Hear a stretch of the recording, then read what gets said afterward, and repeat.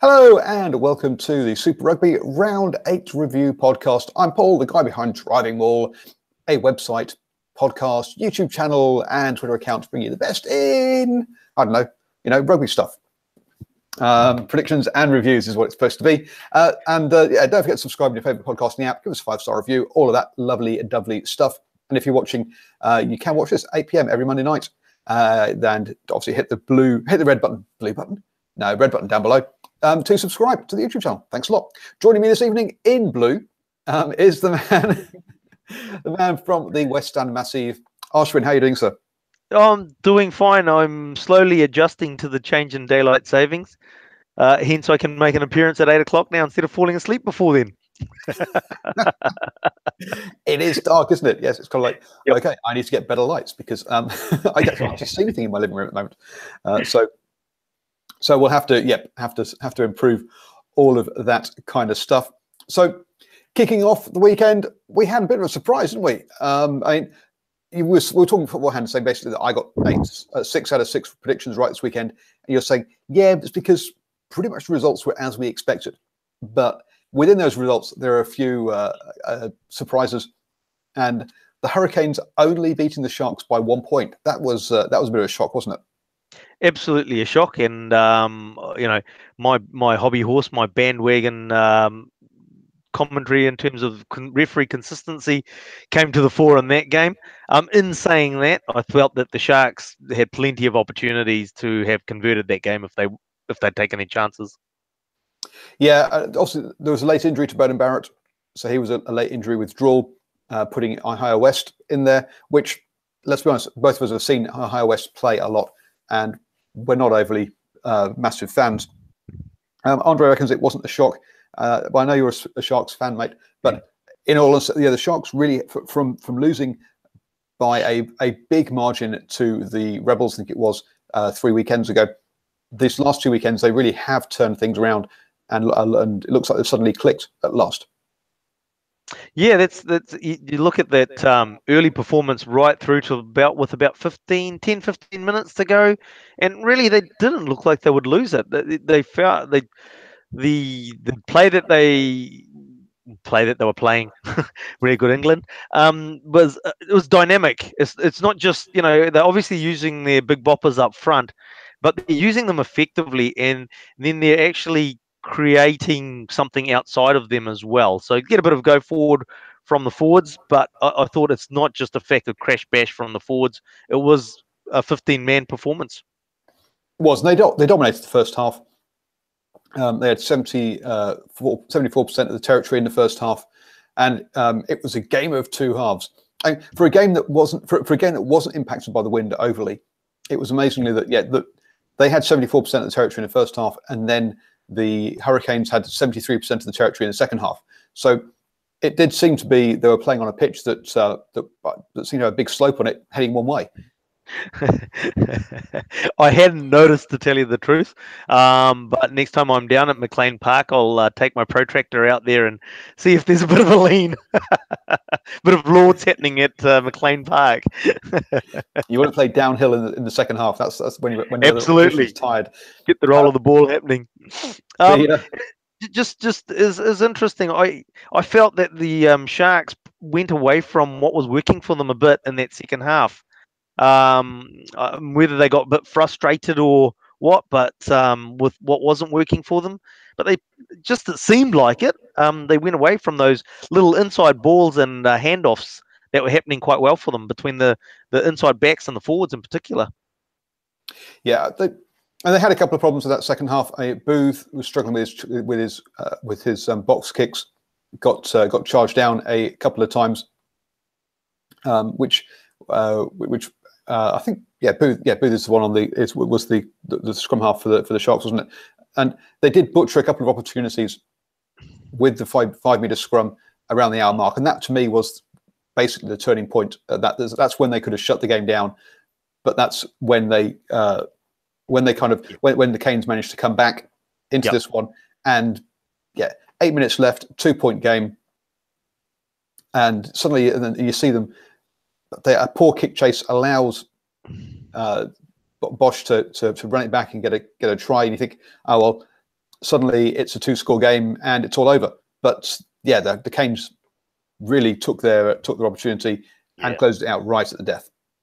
Yeah, absolutely. And I mean, the only one that I'd sort of is that when they were about 8 points up, and they were very unlucky to get a penalty against them, hard on the Hurricanes line, and they gave away a penalty in inverted commas for holding on to the ball when I can't remember who was over the ball, but I thought that was harsh because what constricted, if that's the right term, the Sharks players getting to that ball was the fact that Lani Maumapi was backing himself into the Sharks side of the ruck, which should have been a penalty to the Sharks, if not a yellow card even, because he was absolutely interfering from about 3 or 4 meters out, just backing his way into the ruck. And it's just like, and ironically, the Hurricanes get that penalty. That was one of the guilty opportunities that the Sharks sort of threw away. But as you said, they had around that hour mark about 4 opportunities, if not more, 5 meters out from the line, and they really didn't take their chance. If it was 8 points ahead, they take that chance, I think it would have been game over. Yeah, and they did get on the wrong side of the ref. The Hurricanes only gave up 5 penalties to the 16 from the Sharks, and they also picked up a yellow card as well. So but defences were, for what was a high-scoring game, the tackling in this game was much better than we've seen in a few others, up in the sort of high 70s and mid 80s. And a couple of comments in the chat. I was talking about the referee, but you have to take, as Andre says, you have to take the referee out of the game. You can't. Referees do make mistakes, but if you're 5-16 against, unless you've got Romanian referees, you haven't read the referee properly, and it's your own fault, I'm afraid. Absolutely, 100% agree. And the fact that I think we allude to this again is the fact is that around that hour mark, the Sharks just had so many opportunities where effectively one more try, the game's put away, and they didn't take the chance. And let's face it, the Hurricanes, we're talking about them being a championship side. They're going to be there at the end of the season.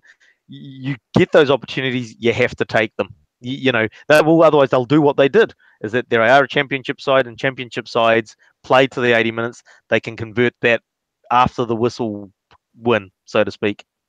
Yep. And Andre says, yeah, shows teams outside New Zealand can also play rugby. They can.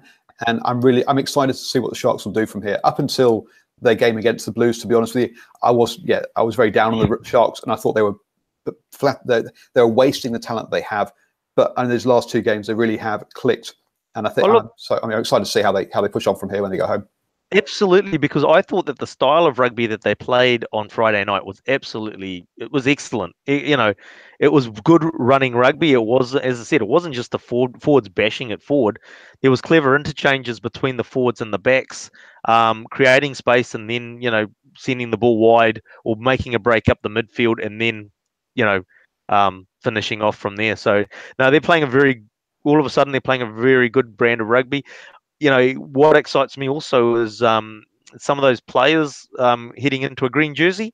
I'm going to get the names wrong, but obviously Kerwin Bosch at the back just looks fantastic. And the open side flanker, the blonde-haired guy with the dodgy moustache. Oh, this was a round of some real bad facial. Dupria. Yeah.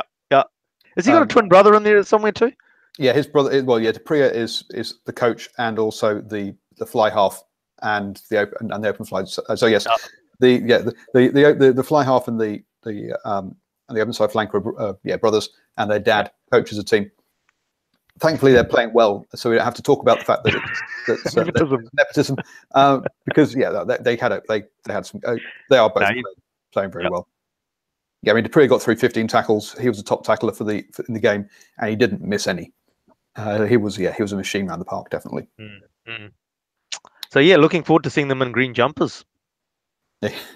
Early days, I know, but it was nice to see Laumapi and Arso back together. I know it's a shame that Proctor's injured, but that centre combination did so much last year.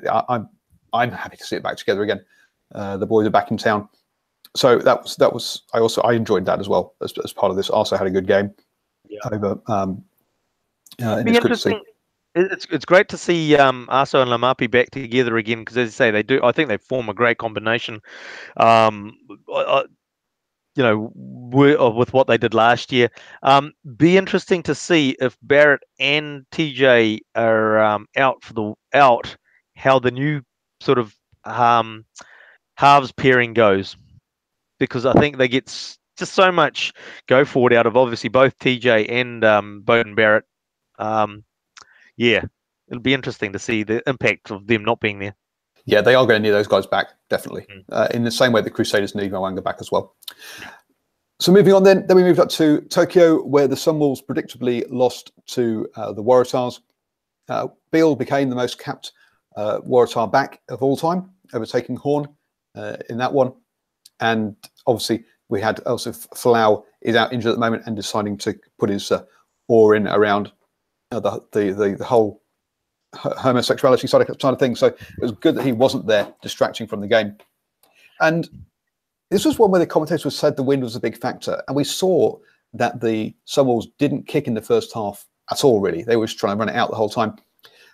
But it was amazing then to see that actually in the second half, the Tars started to kick and seemed to kick fine. So I'm not quite sure if the wind really was as good as big a factor as was being made out. Yeah, I mean, who was the commentators in the game? Was it our Australian friends? It was our Australian friends, yes. Yeah, so you always take any commentary for the Australian friends with a grain of salt. Sorry, Sean, if you're watching and listening. But it is just a factor of obviously they do talk up all aspects of the game. I don't really want to talk about this game too much because, as you said, the Waratahs one is expected. The Blues go and play them next week, so I don't want to say anything too much. No, I mean the Sunwolves did do some good stuff. They deliberately were trying to turn the Waratahs' backs with some grubber kicks and that kind of side of things. And with someone like Naravoro, who is fantastic going forwards once he's had a couple of strides with the ball, but he does turn like a tanker. That's where I thought they would be trying, but it wasn't actually. It was the opposite wing, and Newsom made an absolute hash of quite a few of those little kicks behind. So they did that well. The problem was though that the end execution by the Sunwolves. Turnovers conceded 18-5, and if you're going to be giving the ball away that much, even though the penalty count was strongly in their favour, you're never going to get anywhere because you can't apply pressure when you just keep giving up the ball. It's a classic Japanese team scenario, isn't it? They actually play some brilliant rugby. The offload kings, they throw the ball around, they run the ball around, but it's just the mistakes hurt them. On the day that they click, they will probably upset a team, probably the Blues next week. But the fact is that they just make far too many errors. You just talked about turnovers. They kill you. You've got to maintain the ball. You've got to protect the ball, and they don't do that consistently enough. No, they don't. So we'll move on from that one because, as I say, it was fairly predictable, and the Sunwolves had plenty of play, but just messed it up really. We then came on to the Chiefs versus Blues game down in Hamilton. With Jess, who will be on tomorrow night, was at the game with some good photos on her Twitter handle of her at the game. So, but this one, I wasn't expecting it to be this close. To be brutally honest, not after the week before. Not after the week. No. Look, I mean, somebody I work with says that the Blues will never get beaten by a large margin. He always sort of down on the Blues in terms of what they're in a derby match. Sorry, so if they're playing a New Zealand team, all the teams lift when they play the derby teams. New Zealand teams lift for the New Zealand matches, Aussie teams for the Aussie matches, South African for the South African matches, etc. And so with those words ringing in my head constantly, it's just like I thought that the Blues would lift. I didn't expect them to perform as well as they did and to, in fact, be leading the game, I think, until like about 8 minutes left, 5 minutes left. And so they did a lot better. But, you felt with the scrum starting to creak at about the 30-minute mark to go, sort of 30 minutes to go mark, 20 minutes to go mark, you saw writing on the wall that all the Chiefs were struggling with. They kept making silly little mistakes. They could have probably run over the top of the Blues. There was one in particular that I remember, Alamalu sort of making a break, and he's gone if he holds the ball and he drops it. So those little mistakes that they were making, which kept the Blues in the game and in the head. But there was always that feeling of inevitability that the Chiefs would come out on top unless they kept making the mistakes. Well, yeah, but Perifetta, he showed us the good and the bad side of his play. Lovely break, great feet, but 2 restarts. One didn't go 10. The other one went dead into the end zone. That's just basically unforgivable at this kind of level. The other thing I actually pointed out was I'm amazed how low scoring this game was. And you talked about the Chiefs' mistakes. They made 16 clean breaks in this to the Blues, only 4. 16 clean breaks, and they only scored 21 points. They really did. They really should have racked up some more. Yeah, I think it's interesting. I wasn't aware that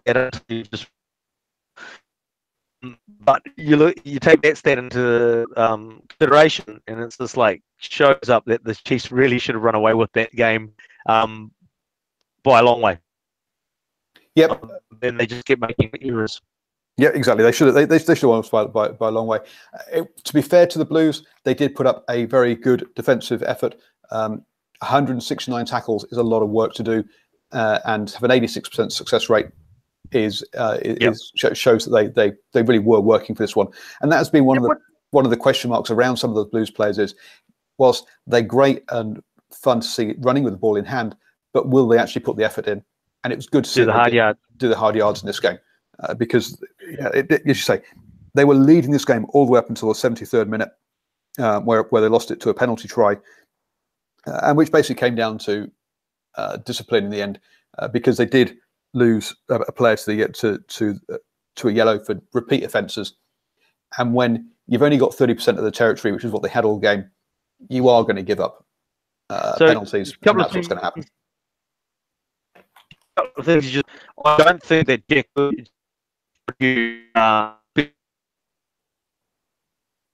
scrum try regardless. That scrum was backwards, even with Josh Goodhue on the field. It might have just taken a bit longer for the Chiefs to get the way on to start getting the momentum forward, but I thought that they already started to have pressure. The coming back to the 30% territory stat. I mean, they're good feet. He's got potential. He's a young lad. But both him and Bryn Gatland tactical kicking was poor. They never got the Blues out of that half in that second half. A lot of halves in there. But that was the key, actually. The Blues were holding on, and their defence for a change was very good, but they just couldn't get out of that half, and that was down to basically Bryn Gatland and Perifetta poor tactical kicking, basically down the throat of a Chiefs defender. Also raised the fact is that one time from a scrum, they kicked directly to a winger who was back, and they had 3 players back. If there's 3 backs back for a kick, surely there's gaps in the defensive line off a scrum. So yeah, it's things like that as well. Yeah, we have this. They 23 kicks from hand by the Blues, and so most of them were out of the 22, and yet only 9 lineouts to the Chiefs, which shows you that a lot of those balls were staying in and allowing them to run straight back. No, I don't have an issue with them not kicking it out. Tell you the truth, Paul, because the fact is that obviously the Chiefs were starting to set up rolling mauls quite effectively as well at times. So you might not want to kick it out. The problem is that they're actually kicking deep and straight to a Chiefs player. They weren't kicking to space even so if you're not kicking it out, you kick to space, and they weren't doing either of those at the end of the day. And that's and as I said, both Perifetta and Gatland were guilty of that. And then you have Damian McKenzie going off injured. Marty McKenzie comes off and drops a kick straight into space and rolls it into the Blues 22. Showing exactly what it should be done. Yes, and it was interesting because they reckon that was they claimed it was a tactical substitution, but DMAC was definitely limping when he went off. So I'm not convinced by that. I think that But around that half-hour mark, that we lost Mawala off to injury. We lost Kano, went off to injury, and we lost DMAC as well. There was that half-hour mark, so that definitely did disrupt things for both teams. Interesting about the DMAC. So yeah, exactly. On TV, they're going on about a tactical substitution. He comes off and they put an ice on his thigh or calf or something. And then today on the radio, when I'm driving home, it's just like, oh, Damien McKenzie's doubtful this week because he's got a hip injury. So it was a tactical substitution to put ice on his calf for the injury. So yes, no, he was definitely off injured. So that's and so he's Brent reckons DMAC's not playing this weekend. Yep. It's early in the week. We'll have to see what happens. But yeah, it sounds like he could do some time off anyway. He played a lot of rugby last year as well. You don't want him being overplayed. Martin McKenzie had a decent game. He's not the same player as his younger brother, but he did okay. And you say much more of a controlling tactical 10 than his younger brother. He's not going to be as exciting, but that's what you're going to get out of him. Yeah, absolutely. Don't know what else more we can add about that game, apart from really it was sort of you're sitting there waiting for the inevitable to happen. Yep, and I had my segue was all just set, which was we followed that up with the Australian derby, but never mind. And you went off in a different direction. Sorry, my bad. So after this, we had the Brumbies versus the Reds go, and lots of people sort of end up to be getting a 50 cap. So Karevi got his 50th cap, as did Alatoa and Rory Arnold from the Brumbies. So 3 players bringing up their 50 caps. And for a game, and the 3 of us went out early. Earlier, the thing was apparently we had the 14th versus 15th attacking team in the competition in this game, and the 2nd versus 3rd defensive team in this game. So both these teams supposedly defensively good at stopping points and not very good at scoring them. And we end up with a 45-21 margin. That's yeah.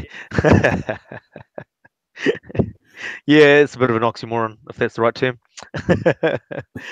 Interesting game, this one for me, because I actually didn't start off watching this game. I was still in a sort of state of nonplussed sort of feelings after a game before, but so I didn't start, and then I was sort of following it on Twitter, and it's just like, oh, the Reds are what I was expecting the Reds to be doing quite well in this game, and they were, and so started watching it, I think, from the second half, and the Brumbies just basically rolled over the top of them, did attack with the wind coming in from behind, and ran them off their feet, sort of thing.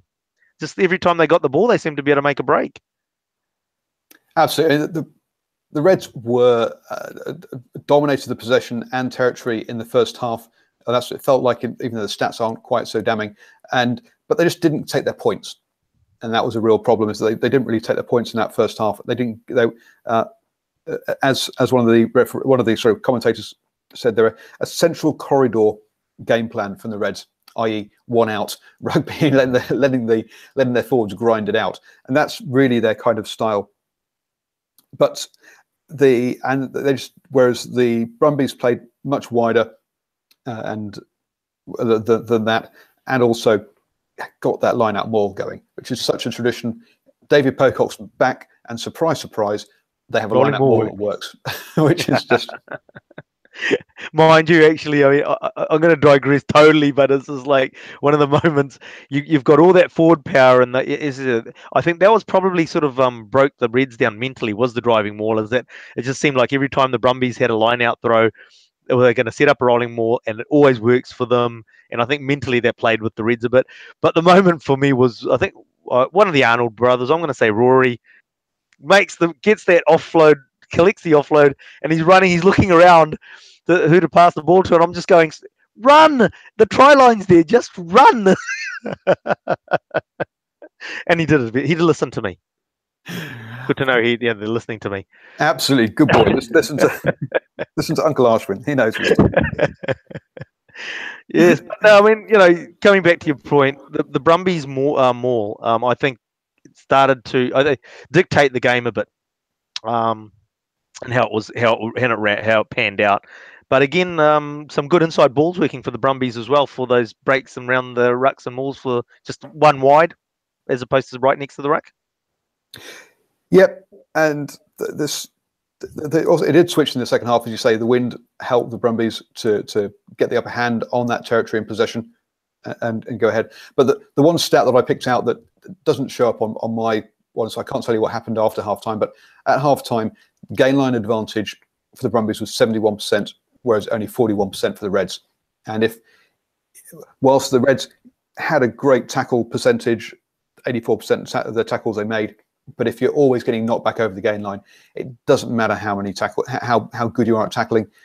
That quick ball is going to turn into some form of points and some form of territory, and that's what really happened here. Is that they just couldn't, in that first half, the Reds couldn't break the gain line, even though they had the ball more than the Brumbies. Whereas the Brumbies, as soon as they got it, broke the gain line and scored, and that was kind of the big difference, which kept them in the game in that first half, because the Reds should have been out of sight, to be honest. Yeah, absolutely, and it's just, again, comes back to mental aspects of the game, and the fact is that I've got all this ball, but I can't penetrate the defensive line. What am I going to do? What am I going to do? And you sort of just run out of ideas, and it affects your mojo in the game, and the other team gets the ball, and they seem to be able to break you at will. That's all I have to say about that. So the Brumbies have returned to style, and I expect to see pretty much a similar game plan from them, whilst they've still got there to organise it. We then head over to South Africa, where the Lions had come off the back of 4 poor results, or poor performances at least, and to play the Stormers, who had a perfect record at home and a perfect record away of losing every single game, which they maintained for this one as well. I mean, this is anyone I've seen only highlights for, to be honest, whereas the other ones I've seen, I've watched every other game in full. But in this one, it was all over in the first 12 minutes. 3 tries, a hat trick in 12 minutes, and I've gone blank as to the player. But that basically meant that at 19-0 after 12 minutes, it was a game gone. Yeah, surprising result, isn't it? I mean, the Stormers seem to be, after getting the New Zealand leg of the tour away, dealing to the Blues at home, and seemed to get a bit of a roll on. You expected that things were going to start looking good for the Stormers, especially with the Lions on a downhill slide. All of a sudden, the Lions turn up, the Stormers don't, and easy win to the Lions. And I think it highlights, this is a good game to highlight the fact is that, apart from, say, a couple of teams, maybe, possibly, if you don't turn up, then any team can beat any team within the Super Rugby competition. You have to turn up and play the game. You do. Tambawi is the guy that I'm referring to. 8 runs for 122 metres, 4 clean breaks, and 6 defenders beaten. Crazy. And I think he did that all in the first 12 minutes. You can have a rest now. Done your job. Have oranges. And so the halftime score was 31-10, and yet if we looked at the possession stats in that first half, 27% possessions for the Reds, 73% possession for the Stormers, and they're 31-10 down. There was some crazy stats in this game. It comes back to the same as the Reds Brumbies game, isn't it? It's that mental thing. The fact is that I've got all this ball, I'm not getting anywhere, and as soon as the opposition makes one break, all those demons come into your head. About what can I do? Have I got the ability to be able to beat them? All these mind games start playing. You start playing it in your own head, and it's top level sports, all about the top 2 inches, and you get into that space in your head, very difficult to come back. Yeah, you're right, and it probably came down to the 2 moments. Khaleesi makes a great break down the blind side off a ruck, and they score a try, but it gets called back for a knock on, and that's just before half time. Then suddenly the Lions get a rare attack forwards. They release Kaga Smith, who goes over, and what could have been 24-17 turns into 31-10. And it's those kind of flips that happen here. Quite And Smith. it's the mentally strong teams that can get up from that, and you look at your championship sides. Obviously, your Crusaders are there, the Hurricanes of recent years, and obviously the Lions have built quite a bit of a sort of mental willpower, so to speak, in the last couple of years as well. So, that winning games experience helps big time when it comes down to the mental side of the game. It is. And Quagga Smith's one of the guys we've been saying looks tired, isn't the player that he can be. In this game, he got that try, also put in 22 tackles in that game. The other player I want to call out is D. Smith, the prop. Got taken off on the hour mark, but managed 18 tackles in that hour, only missing one. So interesting though, but crazy, isn't it? Crazy. You've just highlighted the hour mark, this magical hour mark when props just absolutely die. It did. You have to get the Medicab out there and put them on there and wheel them off. I just think it's absolutely ridiculous and crazy that they keep doing that with props. Obviously, they've got stats and but when you're watching a game, you're seeing a guy put that effort in until he starts to sort of look like he's falling off the pace of the game. Why would you take him off if he's playing well? I don't get it. But it really, again, you're right. There's definitely stats behind it because but it does look like rote substitutions that are pre-planned, and which is not a great look. No. So the Lions get their season back on track and basically are still looking favourites for that conference now after all that. And then the final game of the round, Jaguares 14, Crusaders 40. Pretty much another one that kind of as we expected, I think. Absolutely. I think you've got a team like the Jaguares, who we've seen in the last few weeks of, I think that was it the Lions that they beat at home, etc. But the fact is that they're another team that will make mistakes, and you can't make mistakes against the Crusaders side because they'll punish you, they'll hold on to the ball, they won't give it to you. They're mean like that. And you can't give them the opportunities. If you want to beat the Crusaders, you have to be a more consistent side. And teams like the Jaguares, and you lump them with the Sunwolves, different kettle of fish, but still it's about that consistency in your play. And you look good, but if you drop as soon as you can't drop the ball, that's the key. Yeah, and the Crusaders managed to keep the Jaguares to 0 points in the first half. They had their opportunities, but the Crusaders just kept them out. The Crusaders tackling 85% for the 143 tackles. The Jaguares only had to make 72 tackles, but only made 67% of them. So they missed more tackles, I think it is, even though, or maybe they missed about the same number of tackles, but the Crusaders had to make twice as many. And you're right, it's that mistakes thing. Turnovers conceded 21 by the Jaguares, 15 by the Crusaders. And if you're turning the ball over 21 times, then you're in trouble. So there's that cliche thing about, the Crusaders strike off turnover ball. I don't actually subscribe to that theory, but one thing that they do is definitely turn over the ball. They'll hold on to it. They'll hold on to it for phases, and if they hold on to enough phases, which they generally do, they score points.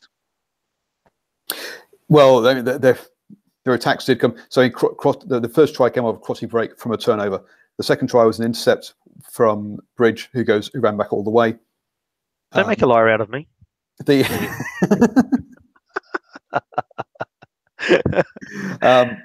And then there was a charge down that got the Jaguares were pressuring away.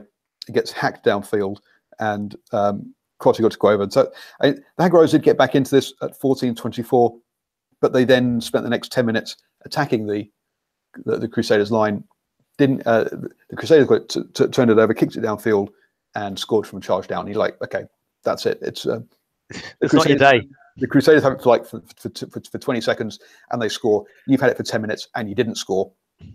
That's really what kind of turned it in the end. Interesting. The last 4 games were very similar then in that regard. You had a team that had a bit of ball, but just couldn't penetrate that defence and turn it over, or the other team gets the ball back and they're able to break that line. Yep, absolutely. And it's the other thing we saw in this game that actually was some good coach analysis as well. Apparently, the Jaguares kick the ball from hand the fewest of anybody in Super Rugby. So what the Crusaders do, all their restarts deep into the 22 because they know the Jaguares aren't going to kick it. They're going to try and run it back. So if you're going to try and run it back, let's try and make you run it back from as far as possible. So those sort of things were very evident in this. Razor maybe has a reputation for him not being the sharpest tool in the box sometimes, but actually his coaching style is about picking those things up. Because all he has to do is have a rugby brain. And yes, he's a rugby coach. All he needs is a rugby brain. He doesn't need to know how to run a corporate empire. Very true. And it's interesting that the Crusaders coming into this were bottom 3 on clean breaks, bottom 3 on defenders beating and all that kind of stuff. And yet they're still getting the results and winning the game. So my comments were correct apart from this game.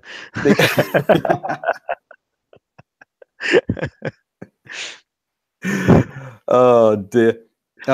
So looking at the table then, the Lions are still top on 25 points and are now a good 12 points clear of the Stormers, which is so that's a big lead that they have down there. The Hurricanes are on second in their division on 23 points, with the Crusaders on 24 points now, but I think they've played one less game. And the Chiefs... that's what confused me actually when I heard this week. And it's like, oh, Crusaders on top. It's just like, I thought the Hurricanes were on top, and they have only lost one game. So how did that happen? So that explains it. Thanks, Paul. With the Chiefs on 21 points, so that's all very tight there. Highlanders, Blues are much further back, and then over in Australia we've got the Rebels on 20 points, the Tars on 19, and the Reds and Brumbies on 14 and 13 points. So the Brumbies on 14, the Reds on 13. So we are starting to see how things are panning out. Lions as expected, Crusaders and Hurricanes as expected, but the Chiefs are doing better than I think quite a few of us thought they would do. The Rebels surprising us all with the Tars getting themselves into the playoff picture, because I think a few of us had the Tars down as perhaps being the most settled side in Australia, and therefore they should do the best over there. Any final comments?